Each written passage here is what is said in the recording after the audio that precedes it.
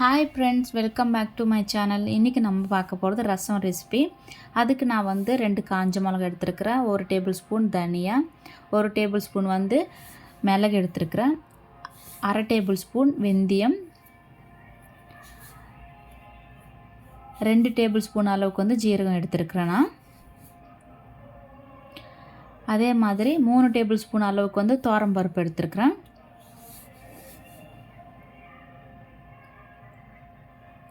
இதெல்லாம் வறுத்து எடுத்துக்கலாம் பச்சை வாசனை போகிற வரைக்கும். அதே மாதிரி ஒரு சின்ன சைஸ் லெமன் அளவுக்கு நான் புளி எடுத்துருக்கிறேன், ஒரு தக்காளி எடுத்துருக்கிறேன். இப்போ இந்த காஞ்ச மிளகா, மிளகு, ஜீரகம் இதெல்லாம் ஒரு பச்சை வாசனை போகிற வரைக்கும் வறுத்து எடுத்துக்கலாம். பருப்பு ஃபஸ்ட்டே வறுத்து எடுத்துக்கணும், ஏன்னா அது வெயிட் அதிகமாக இருக்கும்ல, அதனால் ஃபஸ்ட்டே எடுத்து வச்சுக்கணும். அது வறுத்து ஜஸ்ட் அந்த பச்சை வாசனை போகிற வரைக்கும் தான் வறுத்து எடுத்துக்கணும். அவ்வளோதான் ஃப்ரெண்ட்ஸ், இது மிக்சியில் அடிச்சிக்கலாம். அதுக்கப்புறம் பூண்டு ஆட் பண்ணிக்கலாம். பார்த்திங்களா, இந்த மாதிரி பவுடர் ஆச்சு. அதுக்கப்புறம் தான் பூண்டு போட்டுட்டு ஒரே ஒரு அடி அடித்தா போதும். இப்போ இதை நம்ம அரைச்சிட்டு வந்துடலாம். பார்த்திங்களா, இந்த அளவுக்கு இருந்தால் போதும், ரொம்ப அடிக்க வேண்டாம். இப்போ இதை நான் மாற்றி வச்சுட்டு நம்ம அடுத்த ஸ்டெப்பை பார்க்கலாம். இப்போ நம்ம ஊற வச்சுருந்த புளியை நல்லா கரைச்சி கொஞ்சமாக அதை ஃபில்டர் பண்ணி மாற்றி வச்சுக்கலாம்.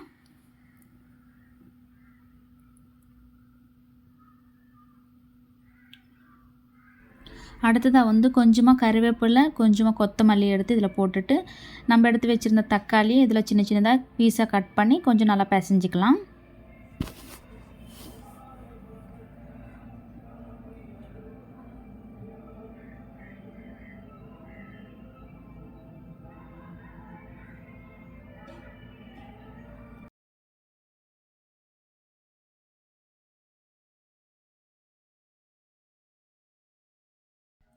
அடுத்ததாக நம்ம புளி கரைச்சி வச்சுருந்தோம் இல்லையா, அந்த தண்ணிக்குள்ளே டேஸ்ட்டுக்கு தகுந்த அளவுக்கு சால்ட்டு, 1 டேபிள் ஸ்பூன் அளவுக்கு மஞ்சத்தூள், நம்ம ஆல்ரெடி பிசைஞ்சு வச்சுருந்த தக்காளி ஆட் பண்ணிடலாம். இதில் கொஞ்சமாக தண்ணி கூட ஆட் பண்ணிக்கலாம். அடுத்ததாக நம்ம அரைச்சி வச்சுருந்தது இதில் ஆட் பண்ணிக்கலாம்.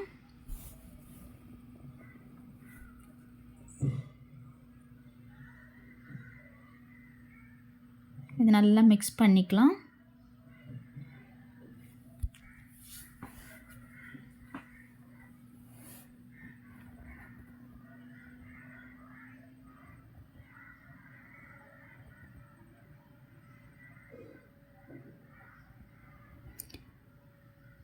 இப்போ நம்ம தாளிச்சிக்கலாம். அதுக்கு நான் 2 டேபிள் ஸ்பூன் அளவுக்கு ஆயில் எடுத்துருக்கிறேன்.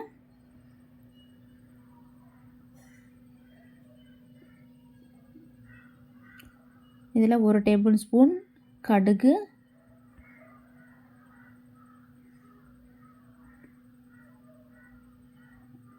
கொஞ்சமாக கறிவேப்பிலை, மிளகு இதெல்லாம் ஆட் பண்ணிக்கலாம். லைட்டாக ஜீரகம் கூட ஆட் பண்ணிக்கலாம். இதெல்லாம் கொஞ்சம் கலர் சேஞ்ச் ஆகிற வரைக்கும் வறுத்து எடுத்துக்கலாம்.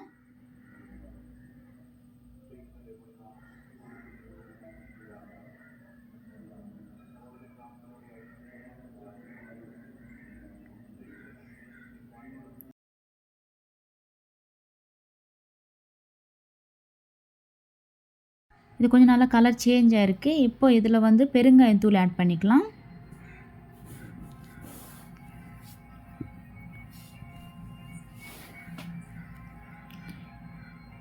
இதை போட்டு கொஞ்சம் நல்லா மிக்ஸ் பண்ணிக்கலாம்.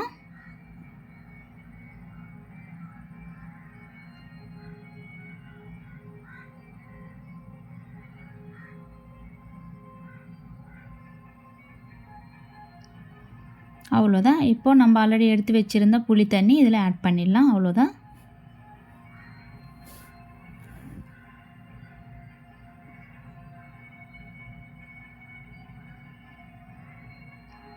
பார்த்திங்களா, கலர் நல்லா இருக்குது. அதே மாதிரி டேஸ்ட்டு கூட சூப்பராக இருக்கும். நல்ல ஜீரண சக்தி கூட நல்லா இருக்கும் ஆகும்.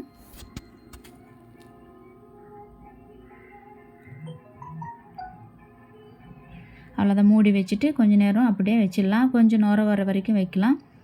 கொஞ்சமாக நுர வந்துச்சு. அதே மாதிரி ஜஸ்ட் ஒரே ஒரு கொதி லைட்டாக வந்தால் போதும். அதுக்கப்புறம் நம்ம இறக்கிடலாம். இந்த ஸ்டேஜில் இருக்கணும் ரசம் எப்போவுமே. பார்த்திங்களா, லைட்டாக கொதிக்க விட்டுட்டு இறக்கிடலாம். அந்த பச்சை வாசனை ஃபுல்லாக போயிடும். இப்போ நம்ம ஸ்டவ் ஆஃப் பண்ணிக்கலாம். இப்போ லைட்டாக கொத்தமல்லியும் கொஞ்சமாக கருவேப்பிலை இதில் ஆட் பண்ணிவிட்டு கொஞ்சம் நம்ம இறக்கிடலாம். அவ்வளோதான். ரசம் பார்க்குறப்போவே நல்ல கலர்ஃபுல்லாகவும் இருக்குது. இது ரைஸில் வச்சு நல்லா பிசைஞ்சு சாப்பிட்றப்போ, அது கூட சிக்கன் வச்சு சாப்பிட்றப்போ சான்ஸே இல்லை. அந்த அளவுக்கு சூப்பராக இருக்கும். அவ்வளோதான். கொஞ்சம் கருவேப்பிலை கொத்தமல்லி போட்டு இறக்கிடலாம். அவ்வளோதான் ஃப்ரெண்ட்ஸ். உங்களுக்கு எல்லாருக்கும் இந்த வீடியோ பிடிச்சிருக்குன்னு நான் நினைக்கிறேன். பிடிச்சிருந்தேன்னா தயவுசெய்து லைக் பண்ணுங்கள், சப்ஸ்கிரைப் பண்ணுங்கள், எனக்கு கமெண்ட் பண்ணுங்கள். தேங்க்ஸ் ஃபார் வாட்சிங். அடுத்த வீடியோவில் பார்க்கலாம். பாய் பாய்.